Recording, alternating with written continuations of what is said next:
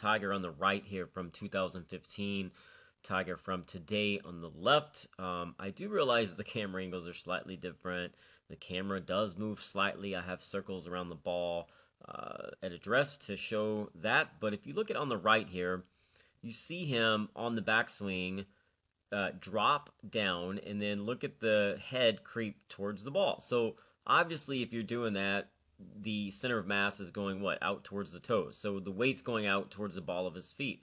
But also, and I made a video about this a couple of years ago, but on the backswing, what you see the best players of all time do, the first half of the backswing, they have some movement off the ball, and they actually have some external rotation in the right hip, and then setting up the second half of the backswing when the right hip becomes the pivot point, and then the left hip goes out and flexes, and that's when you have movement of the head, towards the ball. So they counteract that. The best players of all time counteract that by having a little bit of move off the ball, and the head will go actually away from the ball. So you're gonna see that in Tiger Woods today.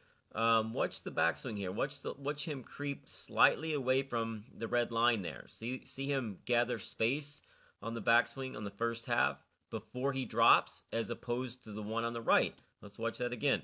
Watch him stay level, and then his head goes out. Look at the red line. His head's out in front of the line on the backswing and dropping. This one on the left, he is moving away from the red line. So we know that he's actually moving off the ball. The right hip is moving slightly in external rotation.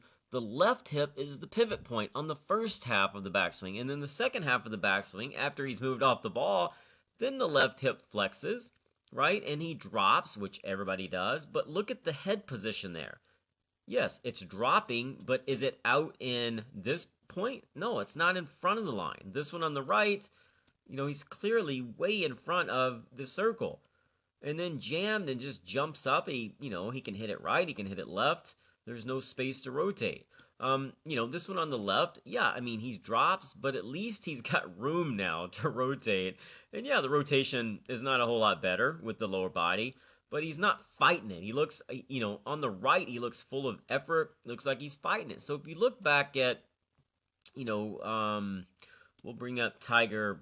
This was, I think, 2000, 4 or 5. But you're going to see a similar, I'll put like another circle on his head. And yes, the camera moves, all that stuff. I get that a lot, but you're going to see the same action. Him move off the ball, the first half of the backswing, stay tall, then he drops.